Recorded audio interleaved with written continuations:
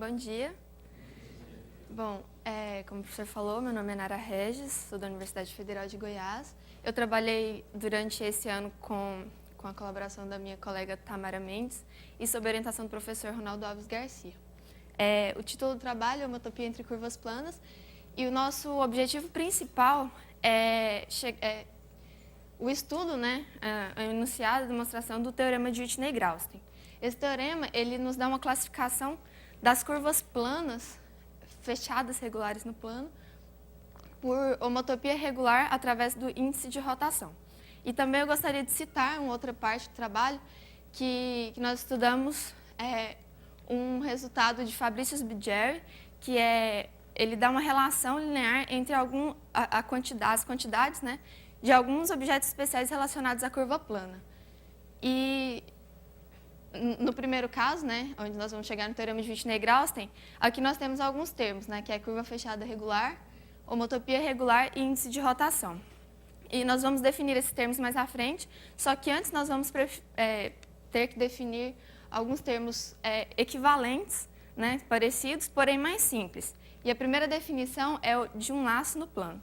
O laço ele é uma curva contínua, alfa, que vai do intervalo 0,1 em R2 menos a origem, em que alfa de 0 é igual a alfa de 1, ou seja, é simplesmente uma curva fechada. E nós temos aqui um exemplo, e eu gostaria de observar também que a curva ela pode ser definida de 0,1 em R2 no plano todo. Nós tiramos aqui um ponto, porque nós temos interesse de aplicar essa definição no teorema. E acho que mais à frente vocês vão entender por quê. Nós vamos considerar também um ponto P no plano, que ele não está na imagem da curva alfa, do laço, E também uma linha com origem, uma linha reta genérica, com origem em P, e nós dizemos por linha reta genérica, uma linha reta cuja interseção da linha reta com a curva alfa, ela seja finita, o conjunto dos parâmetros dessa interseção seja finito. E também não contenha os valores 0 e 1. E a gente exclui os valores 0 e 1 para a próxima definição, o que também não faz diferença, porque nós podemos reparametrizar a curva para obtermos essa condição.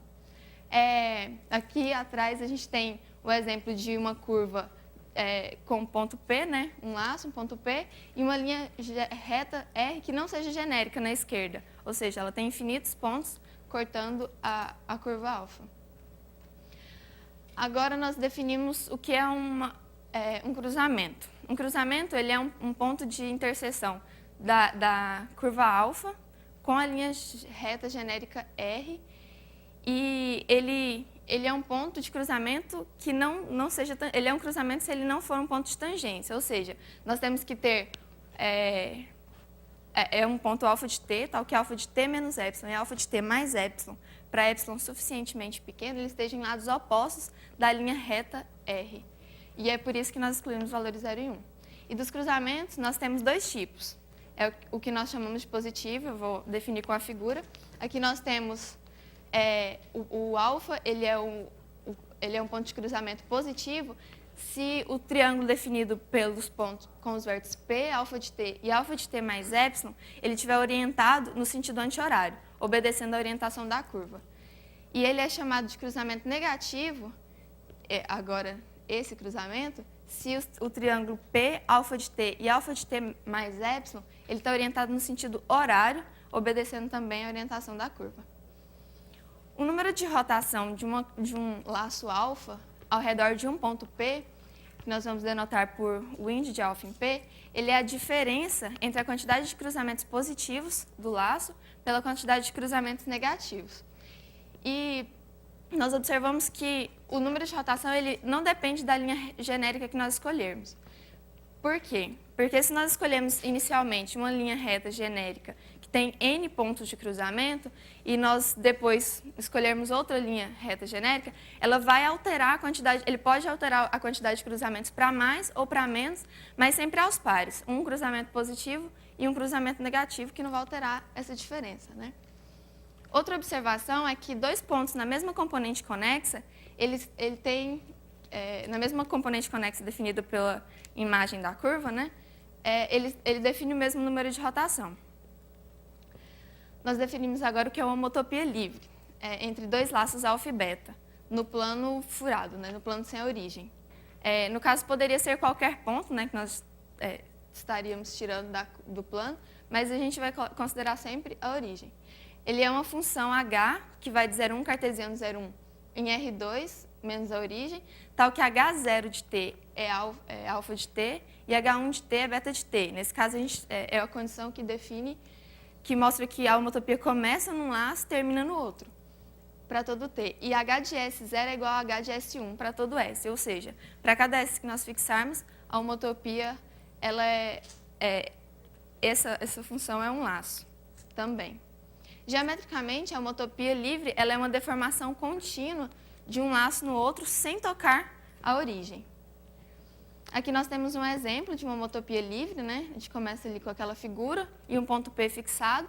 Nós vamos deformando a curva até chegar no círculo. Então, de acordo com escolhendo esse ponto e essa curva, ela é homotópica livremente ao círculo. E nós vemos que quando nós consideramos laços, pode acontecer, por exemplo, como nesse caso, de nós termos pontos de irregularidade.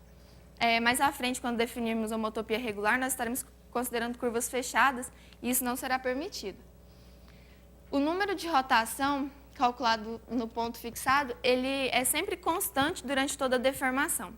E o argumento é bem parecido com o que eu disse anteriormente, para dizer que a curva, o número de rotação não depende da linha reta que nós escolhemos, né? Porque se agora nós fixamos a linha reta e nós deformamos a curva, a linha reta pode perder cruzamentos com a curva ou ganhar, mas ela sempre vai perder ou ganhar aos pares. Então, não altera o número de rotação. E esse argumento, ele é um argumento usado para a demonstração da implicação direta desse teorema. O teorema diz que dois laços alfa e beta eles são livremente homotópicos no plano furado, se somente se o número de rotação de alfa em torno da origem é igual ao número de rotação de beta em torno da origem. Então, se nós temos duas curvas livremente homotópicas, pela argumentação que a gente viu anteriormente, a homotopia ela não altera o número de rotação. Então, nós chegamos numa curva beta que possui o mesmo número de rotação que alfa. Com esse teorema, a implicação reversa ela é um pouco mais extensa, né? Então, eu não coloquei ela na apresentação. Com esse teorema, nós vemos que as curvas, que o número de rotação ele caracteriza classes de homotopia livre no plano furado. E agora nós passamos para os termos que são usados no enunciado do teorema. O primeiro é curva fechada parametrizada regular no plano. Ele é um caminho gama, né, que vai de 0,1 cartesiano 0,1 em R2 e satisfaz as seguintes condições. A primeira, essa curva é um loop, é um laço, e ela tem derivada bem definida e contínua, ou seja, ela é de classe C1, e a derivada dela também é um laço, uma curva fechada, e a derivada não toca a origem para nenhum t. Para simplificar a conversa, nós vamos chamar curva fechada parametrizada regular simplesmente de curva fechada regular. E nós definimos o que são duas curvas equivalentes. Nós dizemos que duas curvas fechadas regulares gama e delta elas são equivalentes se elas diferem apenas por parametrizações. Ou seja, se existe uma função derivável eta, que vai de R em R, com derivada positiva para todo t, tal que eta de t mais 1 é igual a eta de t mais 1, e gama de t ela pode ser escrita como delta de eta de t módulo 1 para todo t. As classes de equivalência definidas por essa relação, elas são chamadas de curvas fechadas regulares. E agora, nós definimos outro termo usado no enunciado do teorema, que é uma homotopia regular. Uma homotopia regular entre duas curvas fechadas regulares gama e delta é uma função H, que vai de 0,1 cartesiano 0,1 e R2, nesse caso a gente não exclui a origem, né? Em R2 no plano, tal que para todo S, a função HS de t é uma curva fechada regular, e além disso, H de 0t é gama de t e H de 1t é delta de t, ou seja, a homotopia começa em gama e termina em delta. Tá. Aqui nós temos um exemplo de um laço que é regularmente de um laço, de uma curva fechada regular, desculpem, que é regularmente homotópica ao círculo. E nós vemos isso se nós cortarmos a curva aqui nesses dois pontos e deixarmos a parte que é simples, né, que não possui pontos de cruzamento, do mesmo jeito, e nós pegarmos só essa parte que tem pontos duplos, deformarmos continuamente como está ali embaixo, nós vemos que ela não passa por pontos de regularidade, nada, e chega num arco simples. Nós colocarmos lá de novo, né, e deformarmos um pouco mais para termos um círculo, nós vemos que isso é claro. Agora, nós temos um lema que diz que se duas curvas fechadas regulares são, gama e delta, quaisquer, né, são equivalentes, então elas são regularmente homotópicas.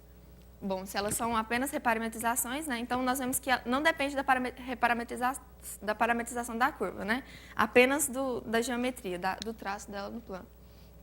À luz desse lema, nós dizemos que duas curvas fechadas regulares são regularmente homotópicas se quaisquer parametrizações dessas curvas são regularmente homotópicas. Agora nós definimos, terceiro termo, né, o índice de rotação. O índice de rotação de uma curva fechada regular gama, ela, nós vamos denotar por turno de gama, é o número de rotação da sua derivada em torno da origem. A derivada é só, lembrando, né, o contradomínio dela é o plano sem a origem. Agora, a definição ela nos dá uma forma de calcular o índice de rotação, porém não é uma forma muito fácil, né, para calcular. A gente deveria achar o traço da sua derivada e depois calcular o número de rotação dela. Então, para explicitar uma forma mais simples, nós vamos mostrar agora uma definição e para isso nós vamos fixar uma direção, né, a direção e o sentido da parte positiva do eixo x. E aí nós definimos o que é um ponto extremo. Eu acho que dessa definição todos vão gostar bastante, porque ela é um pouco divertida. Nós vamos chamar um ponto extremo, um ponto alfa de t de ponto extremo, se o vetor tangente nesse ponto, ele aponta para a direção que nós fixamos, no caso para a direita. E aí nós temos dos pontos extremos dois tipos, os pontos extremos felizes e os pontos extremos tristes. E, bom, eu mantive a anotação do autor, que eu estava estudando, Jeff Erickson, e, bom, é divertido. E os pontos extremos felizes e os pontos extremos tristes, eles são definidos da seguinte forma. Aqui nós temos, nessa curva, nós temos apenas dois pontos extremos, ou seja, dois pontos onde o vetor tangente, ele aponta para a direção que nós fixamos, né, para a direita.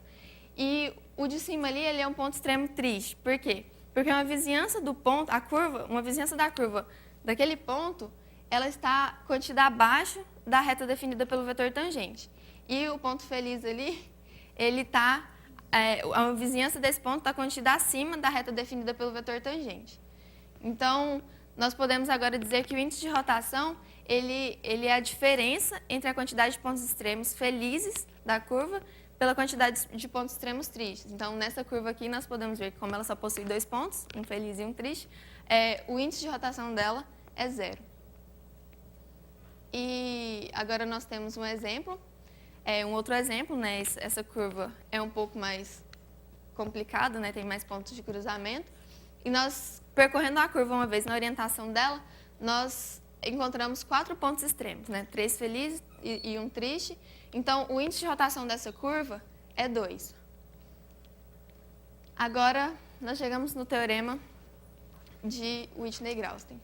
E o teorema, esse teorema aparece no artigo de Hasler-Whitney, de 1937, e Whitney atribui a demonstração, o resultado e a demonstração a William Graustein. E o enunciado dele é o seguinte, que duas curvas fechadas regulares no plano, elas são regularmente homotópicas se e somente se elas possuem o mesmo índice de rotação. Com esse teorema, nós vemos que as curvas fechadas regulares no plano, cada curva ela pertence a uma classe de homotopia. Uma classe de homotopia regular de curvas planas. E uma possível escolha para curvas, para representantes dessas classes, são esses aqui, né? Aqui nós temos de menos 2 a 4, mas nós podemos generalizar para todo número inteiro. E nós vemos, agora nós vamos demonstrar o teorema, mas antes nós precisamos enunciar esse lema aqui que nós vamos usar na demonstração do teorema. Esse lema aqui, ele diz que um laço alfa, ele é a derivada de uma curva fechada regular, se somente se o seu centro de massa é a origem, ou seja, se a integral de 0 até 1 de alfa de t dt é zero. Então, nós começamos a demonstrar, começamos pela implicação direta. Na implicação direta, nós temos como hipótese que gama e delta são curvas fechadas regulares e que elas são regularmente homotópicas. Nós queremos mostrar que elas possuem o mesmo índice de rotação. Então, se elas são regularmente homotópicas, existe uma função h, que é uma homotopia regular entre gama e delta. E se nós derivarmos parcialmente em relação a t, essa homotopia h, nós vemos que nós temos essa derivada é uma homotopia livre entre gama' e delta', que são as derivadas dessas curvas fechadas. Pelo teorema que nós demonstramos anteriormente, como gama' e delta' são livremente homotópicas, elas possuem o mesmo número de rotação em torno da origem. Como nós definimos o índice de rotação como o número de rotação em torno da origem, nós temos que o índice de rotação de gama é igual ao índice de rotação de delta. Então, a implicação direta está demonstrada. Agora, a implicação reversa, nós temos como hipótese que gama e delta são curvas fechadas regulares e que elas possuem o mesmo índice de rotação. Nós queremos mostrar que elas são regularmente homotópicas. Pela definição de índice de rotação, nós podemos escrever, nós sabemos, né, que o número de rotação de gama' em torno da origem é igual ao número de rotação de delta' em torno da origem.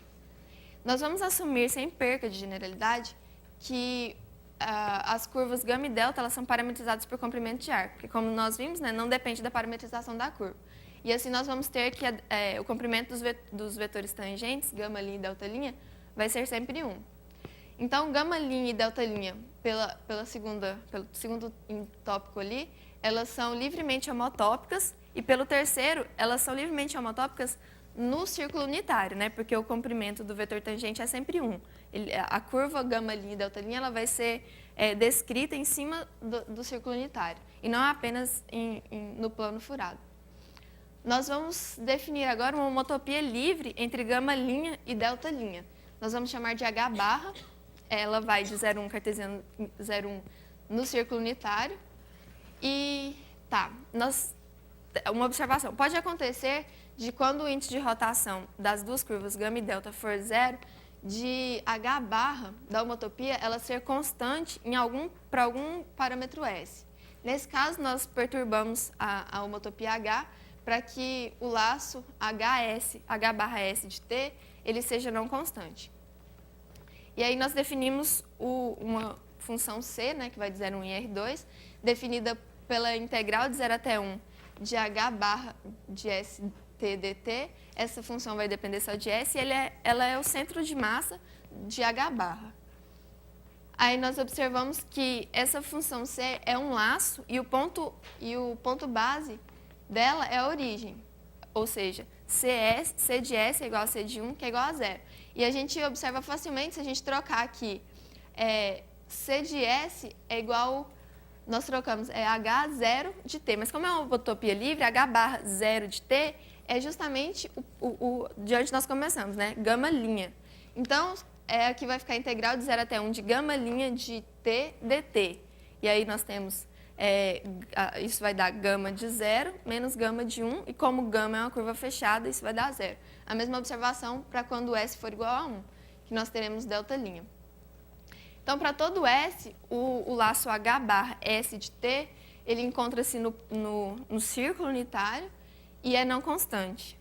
Então, o seu centro de massa CS, ele encontra-se no interior aberto do círculo unitário. Com isso, nós temos que para todo S e para todo T, H barra de ST, ele é diferente de CS. Então, nós definimos uma outra função, uma outra homotopia livre, que vai ter uma propriedade melhor.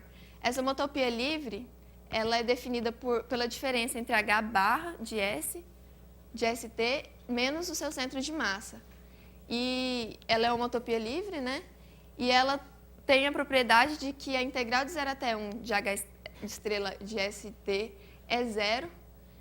Ou seja, se nós lembrarmos do teorema que nós enunciamos anteriormente, como o centro de massa dessa homotopia é 0, dessa função aí é 0, ela é a derivada de uma curva fechada regular. Então, para todo S, HST dt, H estrela, né, é a derivada de uma curva fechada regular. Então, nós definimos uma função h, que é uma homotopia regular entre gama e delta. E essa h ela é definida por hs de t como a integral de 0 até t de h estrela.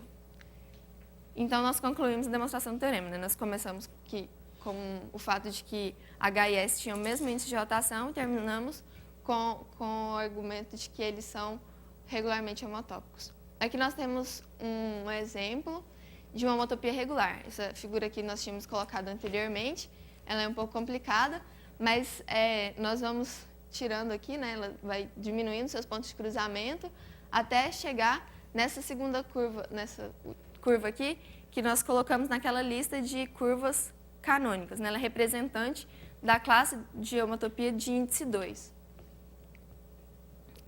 Bom, então nós concluímos a parte falando sobre esse teorema e começamos a falar sobre a fórmula de Fabrícios. Na fórmula de Fabrícios a gente considera uma curva fechada regular beta orientada no plano, né? E nós vamos assumir que essa curva não possui autotangência. E aí nós vamos chamar de D a quantidade de pontos duplos, de T a quantidade de pontos triplos da curva, quantidade de pontos duplos onde a curva passa exatamente 2 vezes, quantidade de pontos triplos onde ela passa exatamente 3 vezes, a tangentes T é a quantidade de tangentes externas, mais à frente eu vou explicar o que é, TI a quantidade de tangentes internas e a quantidade de pontos de inflexão de beta. Nós vamos supor também que cada ponto da curva assume no máximo uma dessas características, né? Ou é ponto duplo, ou triplo, ou de inflexão, ou de tangência interna ou externa. Aqui nós temos um exemplo. A tangente externa, nós observamos que ela tem 2 pontos, né, de tangência, e uma vizinhança desses pontos, de cada ponto, está do mesmo lado da reta definida pela tangente, né, da reta tangente. E na tangente interna, a vizinhança de um ponto de tangência, ela está definida, ela está de um lado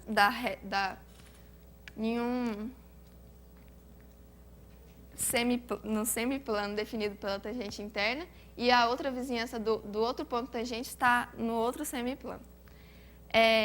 Os pontos de inflexão é onde a curva muda o sinal da curvatura, né? E o ponto duplo onde ela se cruza uma vez.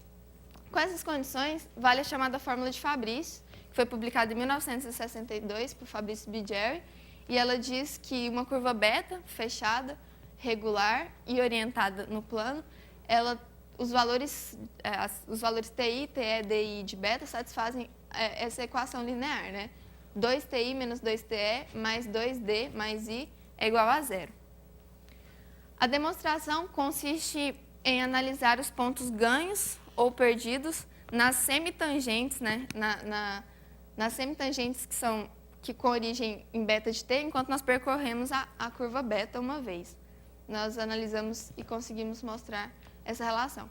No decorrer do estudo, nós nos perguntamos se existe também uma relação linear com essas quantidades e com a quantidade de pontos triplos da curva. E nós descobrimos que sim. E podemos provar, né, com uma ideia parecida com a da demonstração do teorema. E eles que se beta é uma curva que satisfaz propriedades parecidas, né, com o teorema anterior e que possua t pontos triplos, então a fórmula se estende a 2ti menos 2te mais 2d mais i menos 6t igual a 0. E nós observamos que um ponto triplo, ele nada mais é que 3 pontos duplos, se nós perturbarmos um pouco a curva, né, como nós vemos na figura aqui. Bom, a princípio, né, nós vemos com o teorema de Whitney-Grausten que as curvas fechadas parametrizadas regulares no plano, elas podem ser resumidas em uma lista de curvas, e onde cada uma delas está associada a um número inteiro, que é o seu índice de rotação. E que, com a fórmula de Fabrícios, que existe uma relação linear entre a quantidade de pontos duplos de inflexão, de tangência interna e de tangência externa. As referências que eu usei foram essas, e obrigada.